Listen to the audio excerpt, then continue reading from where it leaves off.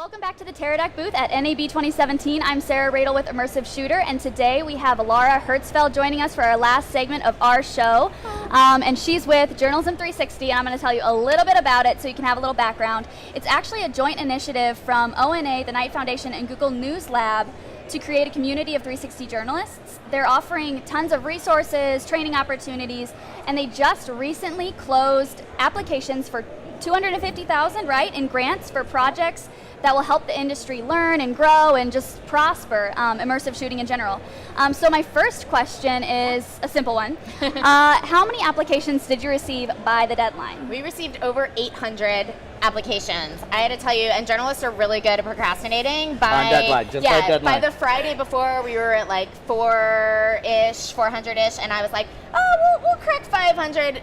You guys, everybody was like, boom, we got to get that in. So it's amazing. I'm so happy. Full disclosure, Immersive Shooters amongst the applications. Yes, and we were the last one. So in those applications, were there any themes that you saw coming through of what people were wanting to do? There's a lot. I mean, a lot of ideas around spatial audio, which we were really excited to see. A lot of conversations around sort of like how can stories illustrate new technology and how can we kind of use those. We were looking both for really for content solutions, but I like to see stories that can illustrate that. So there are a lot of those, and a real mix of big organizations and individuals applying, which is really great to see. So yeah, awesome. Diversity of all types, location as well. Oh my God, so many international applications. I mean, I don't know what the percentages are because I haven't looked at everything, but I really would say like a lot from Latin America, a lot from Asia, as well as obviously stuff from the US and Europe. So yeah, it was really, really great to see. And so the grants are just one of the many things, right? This is a grant that can go up to $35,000 per project? So the grants go up to $35,000 per project, not necessarily the same amount for each one. We were assuming we'd have between like 8 and 15 funded projects.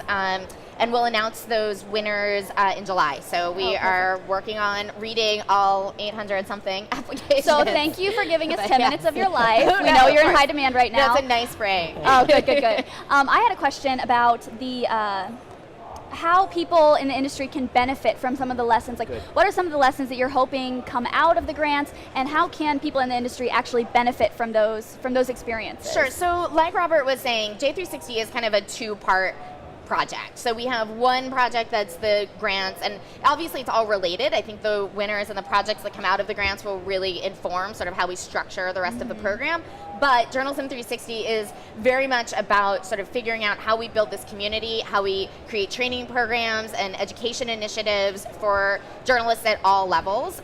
So it's really going to be a much bigger thing. So I think people can get out of it. Eventually, we'll have a very more regimented, specific training education program, which we're working on. But I think it's also knowing who to call in that community. If you need help on a technology side of things, coming to us and saying, oh, we know somebody there, we can hook you up. Or this university is doing this amazing thing. Why don't you guys look into working with them if you're an individual? Or, we are only doing this one round of grants, but there's other grants out there, there's other money out there for this, and knowing sort of how to hook people up with the right thing. So yeah, I think we're going to become best friends because we have some very similar missions. So I think we're going to be like that. So well, it's right now one of the reasons why I joined Immersive Shooter. I'm, full disclosure, an ambassador for Journalism 360. Right. I'm teaching 360 journalism, VR journalism to my students. There's nothing in this space that Robert is not involved in. If you guys haven't noticed, period. I really am busy. But my point was, what's really wonderful is the sense of community that is happening in this knowledge exchange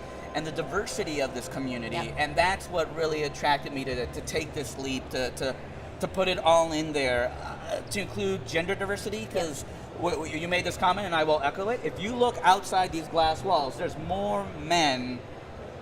I don't even know what the ratio is. If it's 9 to 1, if that. 80-20. And I started noticing, I was saying before we started, I mean, my flight, I think there were maybe 20 women on my entire full flight from LA. And for VR journalism and VR, it started with women. Nonita La Peña, godmother of VR, is a woman. Someone who first taught me VR, took me under her wing, was Christina from VR Playhouse out of LA. I want the fight to be as inclusive as possible, and I love that these missions of Immersive Shooter and J360 is very much about that. Yeah, and I think we have a real opportunity in the immersive storytelling space. It's new. You know, you look at the broadcast industry, you look at traditional film and television, and obviously they're doing stuff in this space, but there's a real opportunity to make this look like what we want it to look like. And I think that's one of the things that I'm most excited about. We're just still so early. We're still forming all of these things. We don't have to confine to what is out there. Yeah. Exactly. Absolutely. But you have to be proactive, and that's the tricky thing. Yeah. Like, I've already seen a shift in the VR space, and I've written about it and published on J360's Medium post about having to own your seat at the table to speak up for others, but also, you know, we're shy and we're all learning. There's no expert in 360, especially for journalism, for spatial audio, for VR, CG graphics. So we all might suffer from this imposter syndrome that we need to kind of like be proactive in sharing our knowledge. And that requires you to submit a pitch, to apply for a grant. Well, and that's the other thing with the grant proposals as well, with the challenge. I feel like obviously not all 800 projects are gonna, you know, be winners in the grant, but my goal is not to, you know, alienate people who applied that don't win. I think, you know, everybody who put an application in has an idea around this, is passionate about it, is working on projects in this space, and that to me is like, let's make sure that they know that this community is much larger than this one grant program. Yeah, absolutely. So I guess my last question is, what are some of the biggest challenges that you guys hope to have some sort of solution for or tips for by the end of the year? End of the year. That's End good. That's of a the good year, goal. yeah. We have a lot of work to do. I'm giving you some space. No, it's good. I mean, I think, you know, in my conversations with people, which is really what I've been doing over the last couple months, is just talking to leaders in the space, and it's been so fun for me to kind of hear all the stuff that's going on.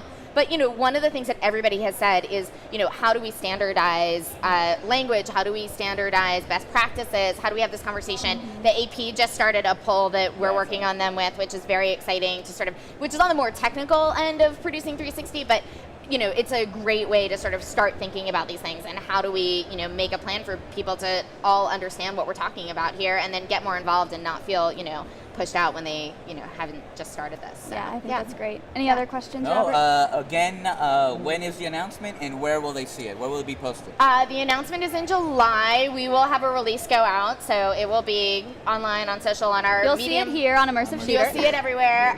On our Medium blog, which is medium.com/journalism360. And we actually have a link to share if we can do that. Yes, So. lots of links to share. So it'll go out, and you know, you will all be aware. And then we'll have some more announcements coming to you about sort of like what the future of Journalism 360 is and how folks can get involved in the next few months. So. Yeah, we're pretty pumped about the training events, so keep us informed. We will. So we're about out of time. So Laura, thank you so much for joining us. It was so Thank you, great Sarah. to have This was you. great. Yes, thank you, Robert. Of course. And Robert. This is our just a kind of like a lot of announcements that are happening in day one of NAB, and Immersive Shooter among them. Yes. ImmersiveShooter.com Congratulations. launching. Thank you. It's our first day, our first live show. Woohoo! Here's Party. to 360 more. Yeah, no kidding.